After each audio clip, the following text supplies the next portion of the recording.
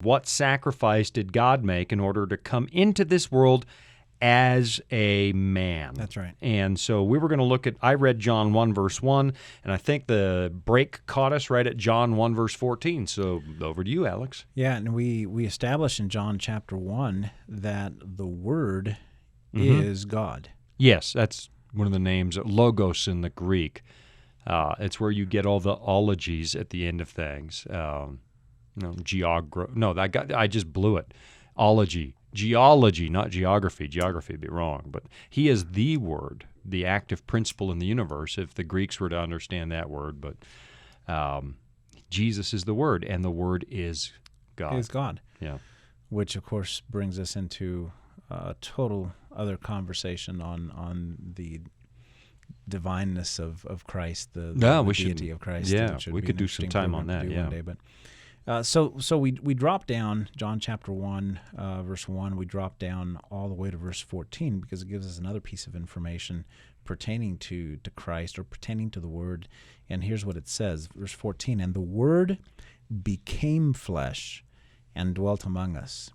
And so right away it tells me that the Word existed before that time. That's right. And then he changed. That's right. And of course that's what we were told here in verse 1.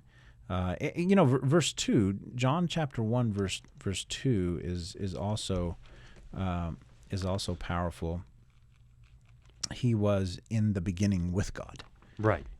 So it's if we're ever doubting or wondering about the pre-incarnate Christ and what he was all about, well, according to Scripture, he's God, and he was there from the beginning. Right.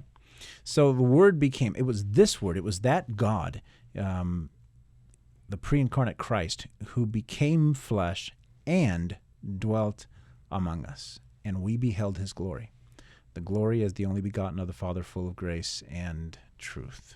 And so when we talk about what sacrifice did God make in order to come into this world as a man, we're talking about the creator of the universe. What is it that verse 3 says? If we go to verse 3 in John 1, all things were made through him, and without him nothing was made. So he's the active agent. The second person of the Godhead, God the Son, is the active agent of creator. Jesus is creator. That's right. And wow. So that creator of the universe steps off of his throne, of his universal throne, and comes to this world to be born as a babe and to be rejected. You know what's interesting to me is that he keeps that forever. We think, okay, he put in a few short years as a human being and went back to whatever it was that he was.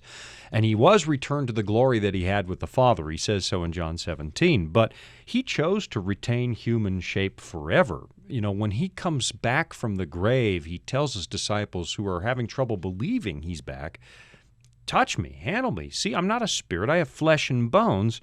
And that flesh Jesus in Acts chapter 1, as he's about to go back to heaven, says to his disciples, the angel rather, Jesus goes back to heaven, the angel says, this same Jesus will come again. That tells me he's actually retained our form forever. He didn't give up his omnipresence. I mean, those are theological terms, I guess, but he didn't give up a lot of those things just for a while, but forever to permanently identify with us. That's right. And of course, we've got Jesus ascending and promising that he would send another that would be with us, and that's the Spirit of God who's going to be all places all at the same time. So it is quite powerful, and that's a huge sacrifice.